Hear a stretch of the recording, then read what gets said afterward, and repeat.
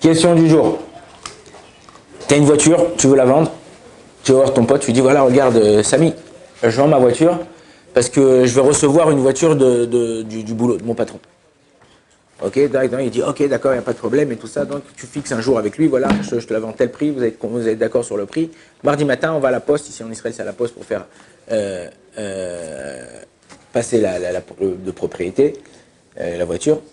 Mardi matin, il t'appelle, il te dit David, alors c'est bon, tu viens? Tu dis ouais, je suis désolé, Samy, et tout ça et tout, je peux pas te la vendre. Il dit pourquoi? Il dit parce que à la fin, mon patron il me donne pas de voiture. Le truc, il m'a dit tu restes avec toi, j'ai pas de budget pour t'acheter une voiture. Est-ce qu'il a le droit de revenir sur sa parole ou il est obligé de lui vendre la voiture?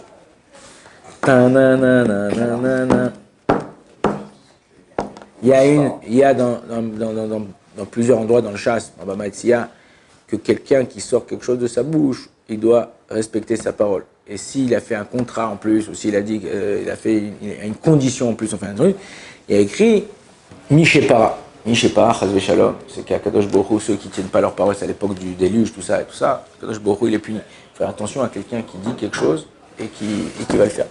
Qu'il faut qu'il tienne sa parole. Est-ce que dans ce cas-là, on peut, ou étant donné que je lui dis écoute, moi je te vends la voiture parce que je vais recevoir une voiture du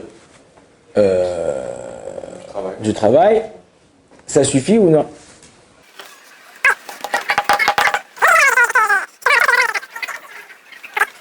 Il y a une Gemara dans Kiddushin où un homme, il a vendu ses terres pour monter en Eretz Israël et il n'a rien dit là-bas. Il n'a pas dit forcément qu'il allait en Eretz Israël et après, Bassof, il n'a pas pu monter en Eretz Israël. La Gemara a dit, étant donné qu'il n'a pas fait de conditions, il ne peut pas récupérer ses terres. Si tu as fait une condition, même si tu les as vendues, tu as le droit de récupérer. Tu dis, ouais, je te rends ton argent, tu me rends un truc. Normalement, une fois que tu as acheté, tu as dit, tu as fait une promesse de vente, ou tu as levé la chose pour l'acheter, c'est fini. À moins que, Chazve Shalom, il y a un défaut, il y a un problème, je t'achète une chemise, il y a un trou. Non, tu peux dire, ça y est, je l'ai acheté, c'est ta parole, le truc. Non. Chachamim, là-bas, ils font, là, dans la Gemara, une différence entre ce qui est quelque chose qui est mobile et quelque chose qui est fixe. Un terrain, c'est fixe.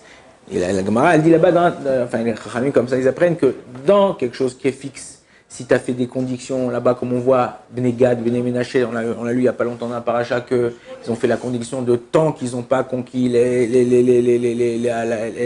avec le Ham Israël, les terrains qu'Akadosh Baruch Hu nous a donnés, alors ils ne reviendront pas sur leur terre. Ça, ils ont fait une double condition. Ça marche. Badaï que tu peux faire.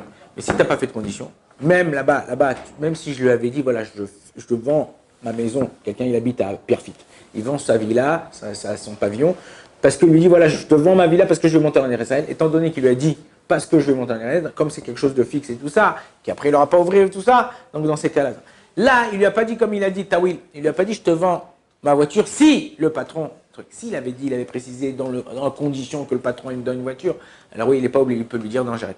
Mais étant donné qu'il lui a pas dit si, il a dit ouais, je vends ma maison parce que je veux, alors dans ces cas-là, il est obligé de lui vendre, il doit tenir sa parole. Amen, amen.